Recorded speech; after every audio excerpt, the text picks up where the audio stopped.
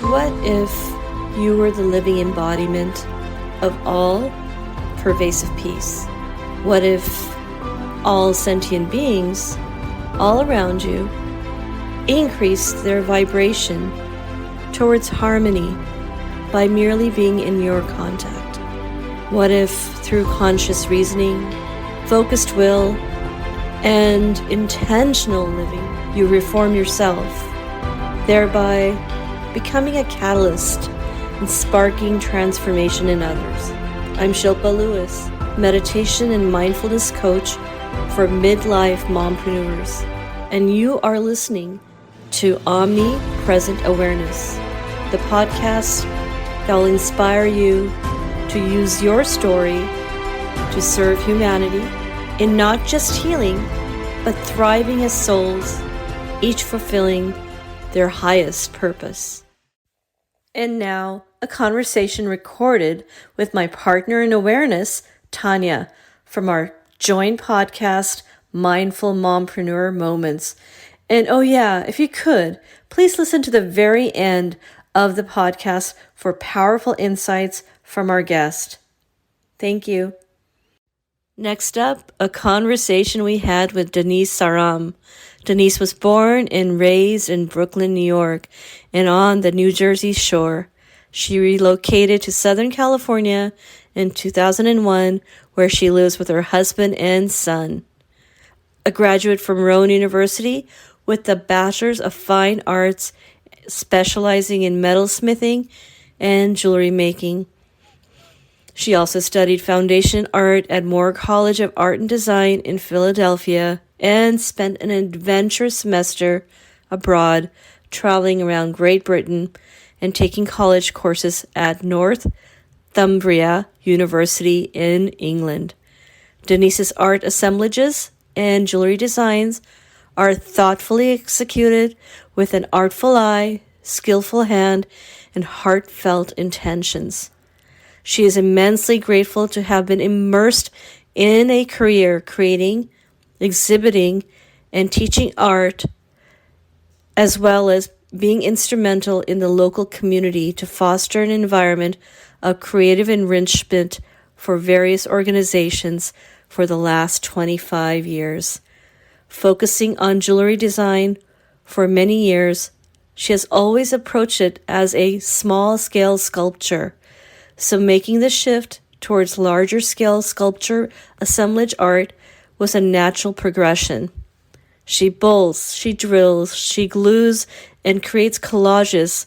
She also paints, sands, saws, molds, bends, sews, wire wraps, and forges the various parts of her designs to achieve a work of art that is both masterfully created and aesthetically intriguing. Denise works on multiple types of art simultaneously, using elements from her extensive collection of found objects, which she forages from thrift stores, antique stores, and resale shops.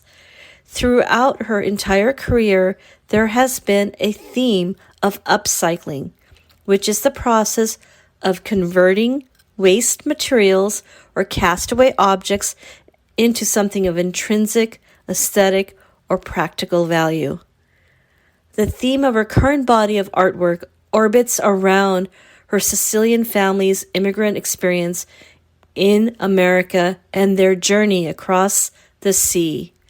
Her pieces show the resilience of her people, and that's why she is a perfect fit for our theme of the month, resilience. Stay tuned till the end for powerful insights from Denise. So, without further ado, our conversation with Denise.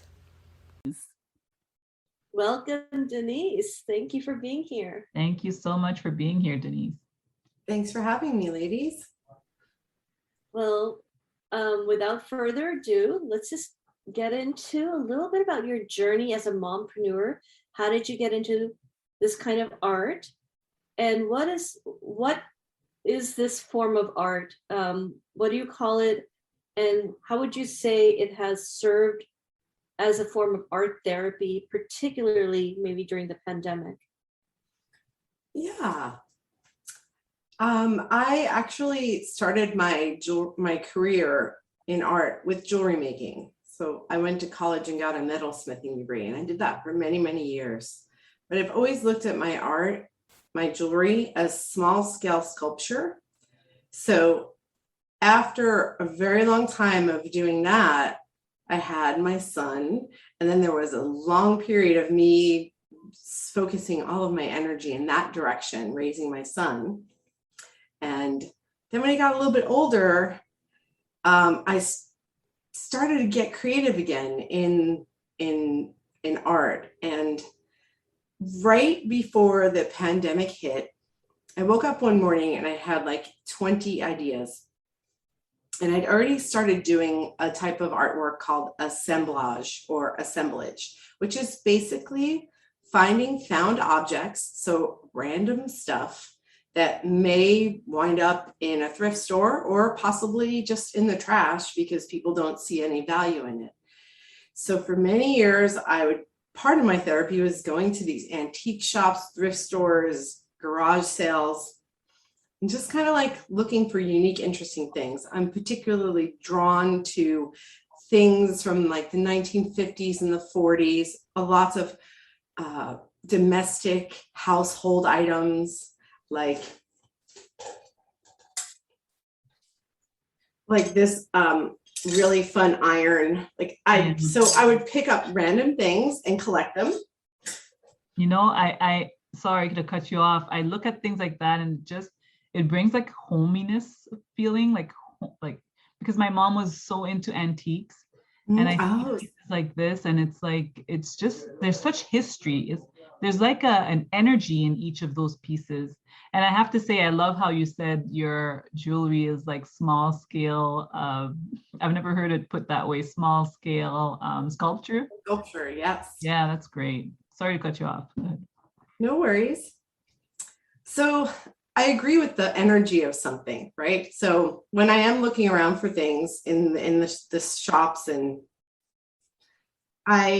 I'll see something, I don't know what I'm ever going to use it for, but it just speaks to me in a way. And I get those feelings of hominess too, or because my grandmother, I spent a lot of time at her home, and she's a big part of this current exhibition I have that's called Immigrate, Assimilate, Stories of Resilience.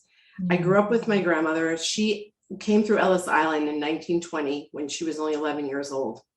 And she was a sewer.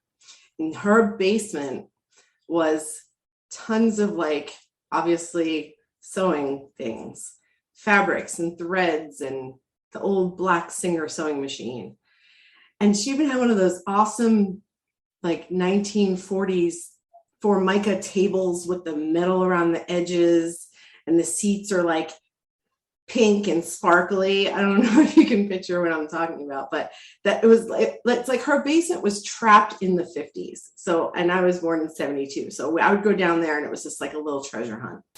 So when I am in these thrift stores and I see things that kind of remind me of my grandmother, it brings up these warm memories. Like you were saying, Tanya, you kind of get oh, that reminds me of something. And that's what's great about assemblage. You're taking a bunch of random things that are seemingly meaningless, and I take them and I put them together and I create a narrative through them. And it's my story, it's my family story. But everyone I talked to at the show that I had recently at the Encinitas Community Center, they were like, wow, my grandma had that, or I just love this kind of, something, this story speaks to me because my grandparents or my parents emigrated through Ellis Island as well, or I came to America when I was 20, and the things you're speaking about speak to me as well. Yeah, I wasn't even at that show, and you just showed one piece and already I felt like a connection. So yeah. I love that. I love that because I was saying before how I didn't make art for a long time when I was raising my son. And I think that's because art takes energy. It takes energy and focus and time. And my energy, focus, and time is on raising my son. And it still is, but he's a little more independent now that he's 8 years old.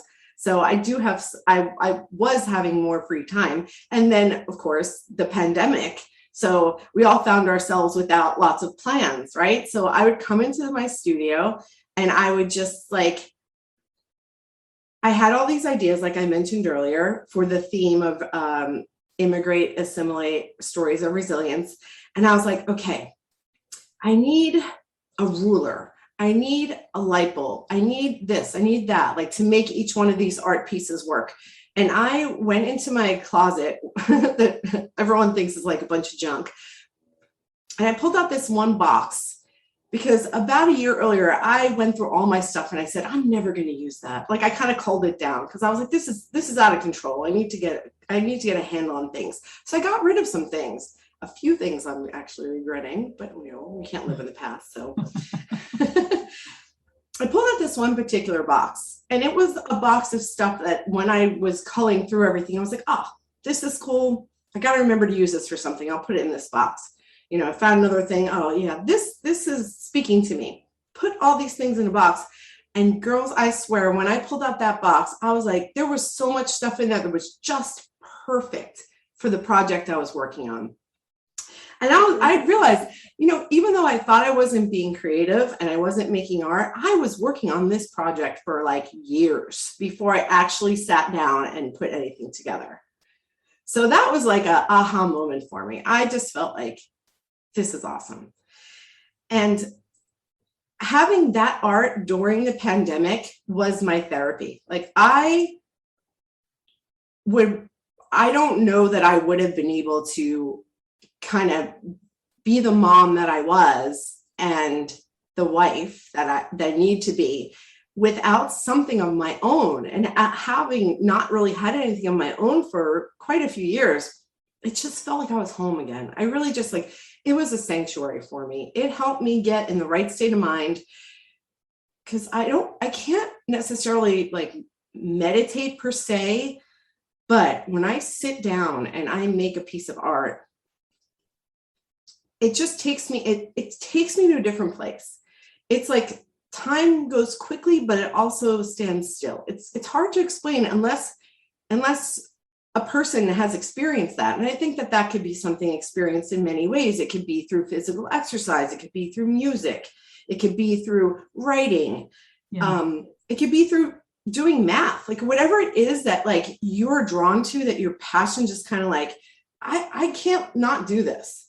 Yeah, you're in a what we call a flow state, and the fact that you say you don't meditate, I believe that we're a bit harsh on ourselves when we talk about meditation. I think that your art is a form of meditation for you because you're really into it, and the fact that you're able to go into that flow state is amazing. And I hope that our listeners can hear the message behind what you're saying, because the importance of taking time for yourself and doing something that is of such joy to you, it's just of extreme importance. And, you know, I can't say enough about healing yourself through whatever you find. And that is a form of resilience to me. Yeah. Absolutely. You have to refill that cup, right? Exactly. In your eyes, like each time you described it, it was as though like just the flow and the passion was coming out through the camera. Yeah. Or in your voice, for those who are listening.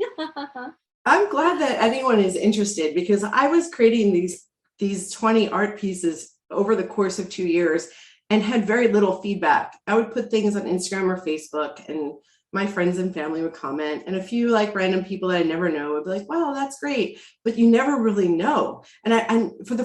But the good thing was I wasn't doing it for anyone else. I was doing it for myself.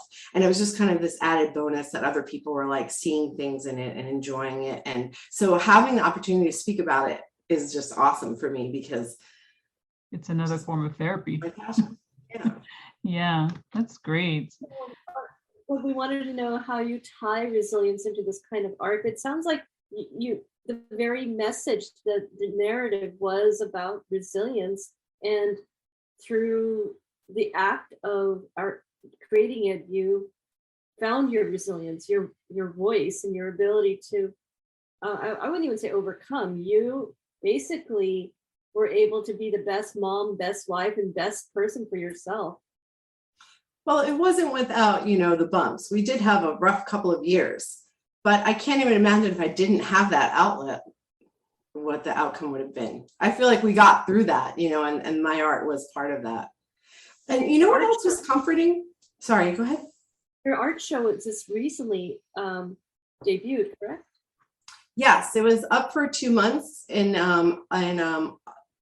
started in August and it ended at the end of September. And we did an art opening where we had people come walking through, and it was live music, and I dressed up in that cute, fun Victorian outfit that you saw on Instagram. And I got to meet all kinds of people. And then the following weekend, I did an artist talk where I had about 15 people in a room, and I did a slideshow, and I showed up close pictures of all my artwork. And then I spoke directly to the narrative of 2 pieces in particular. If you'd like, there's a short excerpt of what I spoke about. And the reason why I wanted to share this with you is because the whole time I was doing this project, I just thought, man, I got it. My life is good. I got it good. Like, I really have nothing to complain about. Like, my ancestors went through so much, and they never, I mean, I guess that they may have let them get themselves down, but I feel like they always kept picking themselves back up. So I really felt like if that can be in your DNA, then, I would be like so blessed to be able to have that in me. And it's crazy. You do have it in you. And we started this month of resilience. October was the month of resilience for us. And we spoke about our ancestry and how their resilience shows through us, like, because they were so resilient, we have arrived to where we've arrived, but we can hone in on a little bit of what they've gone through and, catch that as our resilience as well. So it's nice that you mentioned that. Yeah, like I grew closer to them too. And it just was, it's hard to explain. It made me feel more connected to the family that I was already connected to, but really didn't think about. I'm just thinking about them so much. So if you want to just maybe close your eyes for a moment, I'll read this couple paragraphs here. Imagine with me for a moment the story I've put together in my head after researching about what it was like to immigrate to America at the turn of the 20th century. You've made the difficult decision to leave your homeland, and the day has come that you've been saving for. It's a long 7 to 10 day journey from Europe, traveling with the clothes on your back and whatever treasured belongings you could carry. You had no idea what would come next. Third-class steerage on a steamship is in the belly of the boat on the rough open sea. There are no windows and very little ventilation. You sleep stacked in a wooden cubby. The smell of every bodily function is all around you, and it is unbearable. You finally arrive in America. You are already one of the lucky ones. Some of the other passengers didn't make it. You step off the boat to Ellis Island. You are a nervous bundle of excitement and apprehension. You've heard the stories of people being turned away for a various number of medical and mental health reasons. Will you be able to pass the inspector's tests? My ancestors, Felicia and Katerina, were unaccompanied females, mother and daughter, hoping to make a happy life in America. When they arrived at Ellis Island, they were detained until Felicia's male cousin could come to release them. So they got to eat in the Ellis Island restaurant. They had a food hall there. And after a few days, they were released, and then they wound up settling in Manhattan first and then in Brooklyn, which is where I grew up. You can open your eyes. I'm in tears. Yeah, it's really powerful to have us close our eyes and imagine like that. It's extremely powerful. That is the state of mind I was in when I was creating the art. Like, yeah. I have historical documents like the ship's manifest and marriage licenses and censuses from like 1910, 1920. And I just sort of filled in the blanks with the stories my mom had told me and my aunt and my cousin, and just kind of like sat with that. And that is what happened. That is the state of mind I was in when I was creating the art. That's extremely mindful. I know, right? Go me. Yeah, very mindful. And it brings us to a question about mindfulness, actually. Can you share any mindfulness tips or modalities with our audience? I think I touched upon it a little bit earlier. Yeah. If you're passionate about something, make the time to practice it, because it'll help refill your cup and then you'll be able to give. That's beautiful. And any insights on resilience, perhaps you can share to our audience.